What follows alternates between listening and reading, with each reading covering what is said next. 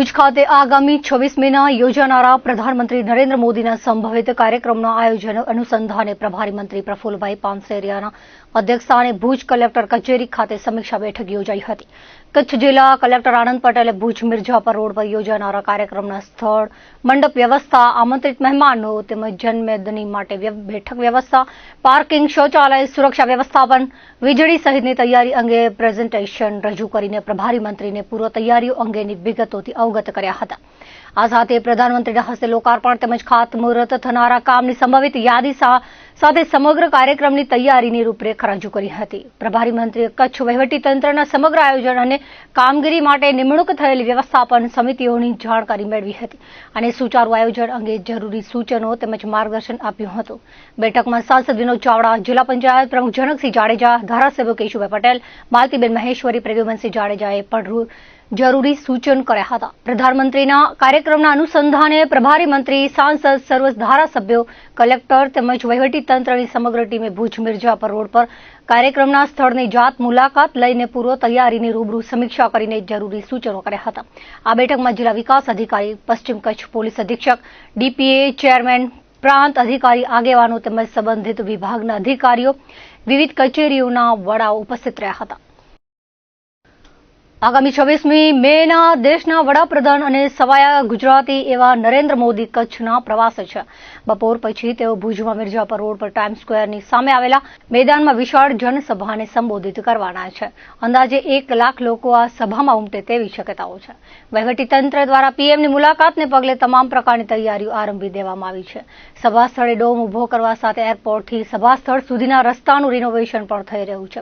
આજે કચ્છના પ્રભારી અને રાજ્યના શિક્ષણ મંત્રી પ્રફુલ પાનસેરિયા, સાંસદ વિનોદ ચાવડા, જિલ્લા પંચાયત પ્રમુખ જનકસિંહ જાડેજા, ધારાસભ્ય કેશુભાઈ પટેલ, પ્રદ્યુમનસિંહ જાડેજા, માલતીબેન મહેશ્વરી, જિલ્લા ભાજપ પ્રમુખ દેવજીભાઈ વરચંદ, જિલ્લા collector Anand Patel, range IG Chirag Kordia, પશ્ચિમ કચ્છ એસપી વિકાસ સુંડા, ડીડીઓ ઉત્સવ ગૌતમ સહિતનાઓ દ્વારા સ્થળ મુલાકાત લઈ માર્ગ અને મકાનના અધિકારીઓ પાસેથી વિગતો મેળવી જરૂરી સૂચનાઓ આપવામાં આવી હતી. દેશના વડાપ્રધાન નરેન્દ્ર મોદી 26મી મેના કચ્છના પ્રવાસે આવી રહ્યા છે ત્યારે જિલ્લા ભારતીય જનતા પાર્ટી સંગઠનમાં ઉત્સાહનો સંચાર થયો છે. સવાયા કચ્છી વડાપ્રધાન મોદીને આવકારવા જિલ્લા ભાજપ સંગઠનમાં ઉત્સાહ જોવા મળી રહ્યો છે. આજે કચ્છ પ્રભારી મંત્રી પ્રફુલભાઈ પાનસેરિયાની ઉપસ્થિતિમાં કચ્છ કમલમ ખાતે વડાપ્રધાનના કચ્છ પ્રવાસ સંદર્ભે મહત્વની બેઠક મળી હતી. પ્રદેશ મહામંત્રી અને કચ્છના સાંસદ વિનોદ ચાવડાએ વિગતો આપતા જણાવ્યું હતું કે વડાપ્રધાન મોદી 26મીએ કચ્છના પ્રવાસે આવી રહ્યા છે. તેઓ બપોરે ભુજ મિર્જાપર રોડ પર જંગી જાહેર સભાને સંબોધન કરવાના છે. ભારતીય સેનાના ઓપરેશન સિંદૂર બાદ પ્રથમ વખત વડાપ્રધાન મોદી જનતાને સંબોધન કરવાના હોવાથી દરેક કચ્છવાસીઓને વડાપ્રધાન મોદીને સાંભળવા તેમને નિમંત્રણ પાઠવ્યું હતું. આ બેઠકમાં જિલ્લા ભાજપ પ્રમુખ, ધારાસભ્યો, જિલ્લા પંચાયતના પ્રમુખ, ઉપપ્રમુખ, જિલ્લા ભાજપના આગેવાનો સહિત ચૂંટાયેલા પ્રતિનિધિઓ, સંગઠનના પદાધિકારીઓ, કાર્યકરો ઉપસ્થિત રહ્યા હતા. ઓપરેશન સિંદૂર પછી આપણા દેશના યશસ્વી વડાપ્રધાન શ્રી નરેન્દ્ર મોદી સાહેબ કચ્છની, ગુજરાતની મુલાકાતે આવી રહ્યા છે. કચ્છની અંદર 26મી તારીખે બપોર પછી ભવ્ય જાહેર સભાનું આયોજન છે અને રાજ્ય સરકાર અને કેન્દ્ર સરકારના અનેક વિકાસના કાર્યોના લોકાર્પણ અને ખાતમુહૂર્ત થવાના છે. હું આપના માધ્યમથી સૌને વિનંતી અને અપીલ કરું છું કે આપણે સૌ દેશના યશસ્વી વડાપ્રધાન શ્રી મોદી સાહેબ જ્યારે કચ્છની પવિત્ર ધરા ઉપર આવી રહ્યા છે ત્યારે આપણે બધા એ કાર્યક્રમની અંદર આપણે બધા જોડાઈએ અને જેના ભાગરૂપે આજે પ્રભારી મંત્રી શ્રી આદરણીય શ્રી પ્રફુલભાઈ પાનસેરિયા જે કચ્છની મુલાકાત લીધી હતી સવારના ભાગે વહીવટતંત્ર સાથે, ત્યારબાદ કચ્છ કમલમ ખાતે પણ બેઠક કરી અને સૌ કાર્યકર્તા આગેવાનો સાથે બેઠક કરી હતી. તંત્રના અધિકારી સાથે ધારાસભ્યશ્રીઓ ઉપસ્થિત રહ્યા હતા અને સાથે સાથે સ્થળની વિઝિટ પણ કરી હતી અને આગામી સમયે જે કાર્યક્રમ થવાનો છે જેના સંદર્ભે એમણે મુલાકાત પણ લીધી હતી. ભુજ પ્રાંત કચેરી ખાતે વડાપ્રધાન નરેન્દ્ર મોદીના પ્રવાસ કાર્યક્રમને લઈ ભુજ તાલુકા સરપંચ અને તલાટીઓની બેઠક મળી હતી. પ્રાંત અધિકારી અનિલ જાદવના અધ્યક્ષસ્થાને મળેલી આ બેઠકમાં ગ્રામ્ય સુકાણી અને તલાટીઓને વડાપ્રધાન મોદીના 26મી મેના કચ્છ પ્રવાસ અંગે ગ્રામજનો સુધી માહિતી પહોંચાડવા અનુરોધ કરાયો હતો. પ્રાંત અધિકારીએ જણાવ્યું હતું કે વડાપ્રધાન મોદી 26મી મેના ભુજ ખાતે જાહેર સભાને સંબોધન કરવાના છે, જેમાં ઉપસ્થિત રહેવા ઈચ્છતા ભુજ તાલુકાના ગ્રામ્ય વિસ્તારના લોકોને કોઈ અસુવિધા ન થાય અને તેમના આવવા જવાની સુચારુ વ્યવસ્થા ગોઠવવા માટે સરપંચ અને તલાટીઓને અનુરોધ કરાયો છે. આગામી 26 તારીખે આપણા માનનીય પ્રધાનમંત્રી સાહેબ ભુજની મુલાકાત લઈ રહ્યા છે ત્યારે લોકો સુધી આ માહિતી પહોંચે અને જે લોકો આવવા માંગે છે એ લોકોને કોઈ પણ પ્રકારની તકલીફ ન પડે એ બાબતે આજની મિટિંગનું આયોજન કર્યું હતું.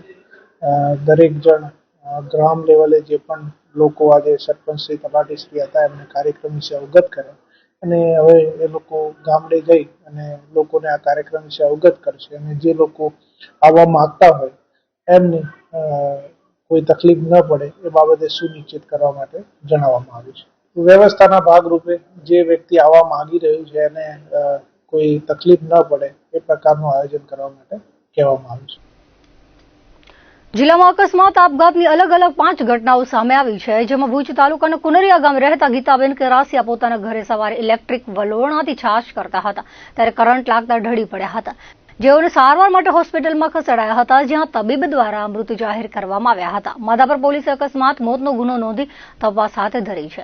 આ તરફ ભુજ તાલુકાના ખાવડા વિસ્તારમાં આવેલા સરગો ભીડરંડિયારા નજીક બંધ મકાનમાંથી યુવાનનો મૃતદેહ મળી આવ્યો હતો. મળતી વિગતો મુજબ લતીફ તાજન ડોડેના ખાલી મકાનમાં અજાણ્યા યુવાનનો દેહ મળી આવ્યો હતો.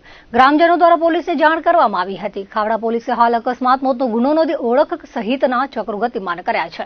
તો મુન્દ્રા તાલુકાના દ્રબ ખાતે રહેતા કિશોરની બાઇકને ટ્રેલરે ટક્કર મારતા ગંભીર ઇજાઓના કારણે મોત થયું હતું.